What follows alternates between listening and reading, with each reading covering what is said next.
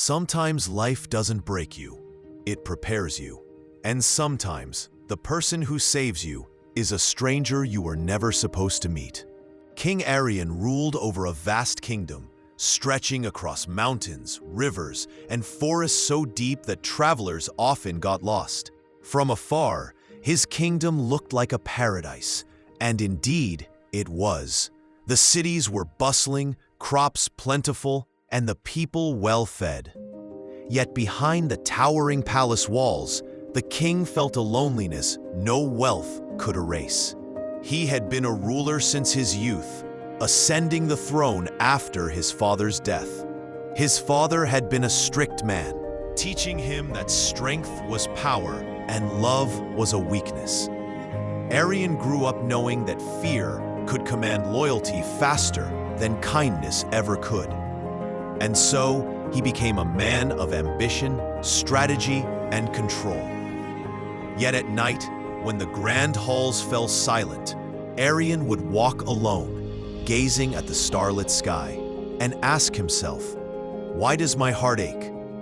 Why does emptiness linger even when I have all the world in my hands? One morning, as he wandered the palace gardens, a sound unlike any other reached him.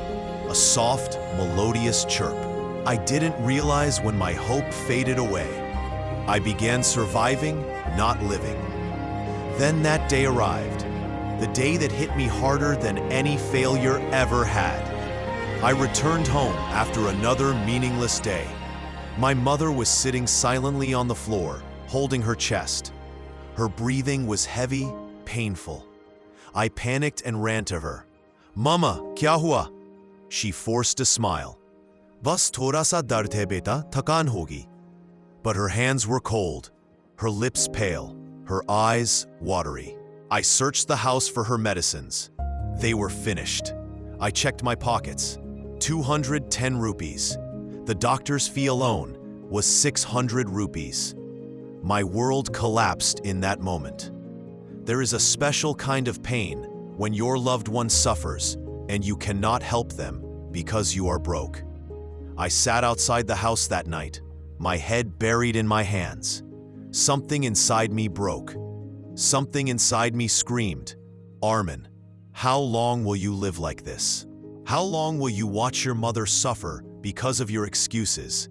Change your..." That night, for the first time, I realized poverty is not just lack of money.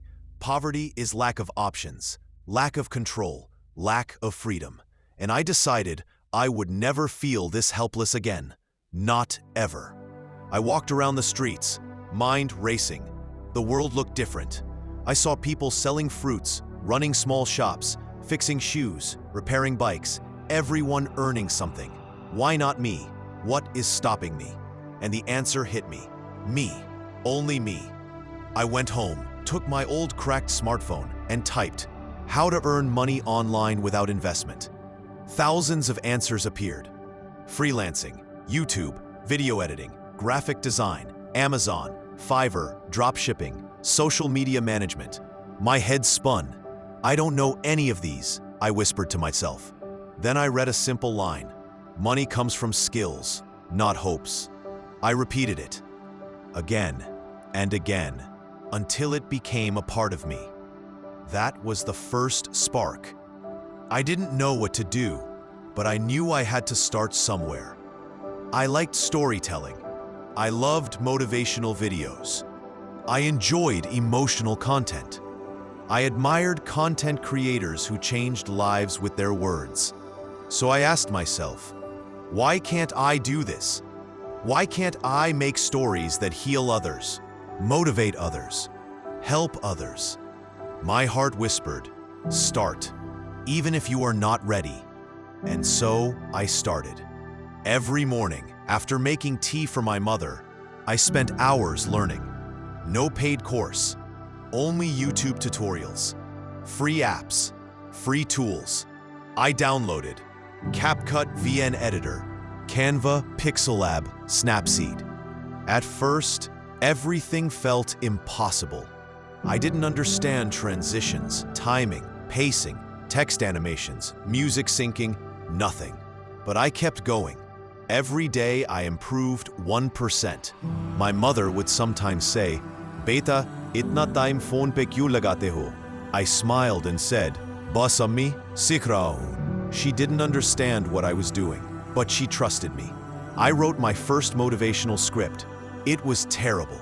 I edited my first video. It was worse. I uploaded my first YouTube video. It got 14 views in 2 days. I felt embarrassed. But then I told myself, your first video is not supposed to be good. Your first 50 videos are your training. And I posted the next one, and the next, and the next. Weeks passed. Nothing viral. No views, no comments, no subscribers. Every night, lying on my thin mattress, I wondered if I should quit. But then I remembered my mother coughing. And I told myself, this pain is your fuel. This struggle is your foundation. I kept working. I improved storytelling. I learned music placement. I learned emotional pacing. I learned thumbnails. I studied popular channels, took inspiration, experimented. People around me laughed. Arman, YouTuber banega? Haha, ye bhi try kar le. Aur kitna time barbad karega? But I stayed silent because I knew people cannot see your future. They only see your present. Then one night, the miracle happened. I uploaded a video titled, "No One Is Coming to Save You." I went to sleep tired. The next morning, I casually opened YouTube Studio. My hands froze. My heart skipped. My eyes widened. 10,000 views. Then 28,000. Then 70,000. Then 150,000. My subscribers jumped from 76 to 4,800 in hours. I couldn't breathe. I cried, silently, deeply. It was the first sign that my effort had finally touched destiny. From that day, I changed. I took YouTube seriously. I posted every day, even when tired, even when sick, even when discouraged. Slowly, my edits improved. My scripts got deeper. My voiceovers got stronger. My thumbnails got cleaner. My entire mindset transformed. 4 months later, I got the email. Congratulations, your channel is now monetized. I ran to my mother, hugged her tightly and whispered, "Ami hum jeet gaye." My first earning was $210. Not much, but for me, it was everything. From that money, I bought her medicines, took her to the doctor, paid the bills. For the first time in years, I felt like her son, like a man, like someone who mattered. And I realized the world pays you when you become valuable. I learned more skills: editing professionally, story writing, graphic designing, social media growth, Fiverr gigs, affiliate marketing. I used each skill to build multiple income streams. Within 1 year, I was earning $1,200 per month. In my small neighborhood, that amount looked like magic. I shifted my mother to a better home, bought her new clothes, new medicines, a better bed, better food. Every time she smiled, I felt richer than millionaires. People started asking me, "Arman, what is the secret? How can we earn money like you?" And I always answered, start with what you have. Learn one skill, practice daily, stay consistent for 1 year. You will change. No shortcut, no magic, just work. Years passed. I built a small team, hired an editor, a writer, a designer, gave jobs to people who were once as lost as I was. I built a life I once dreamed about, a life full of meaning, purpose, and dignity. And today, when I look back at my past self, the boy with 210 rupees and a sick mother, I feel proud that he didn't give up. Because success is simple. You change first, then your life changes. This is my story, and maybe it is your beginning.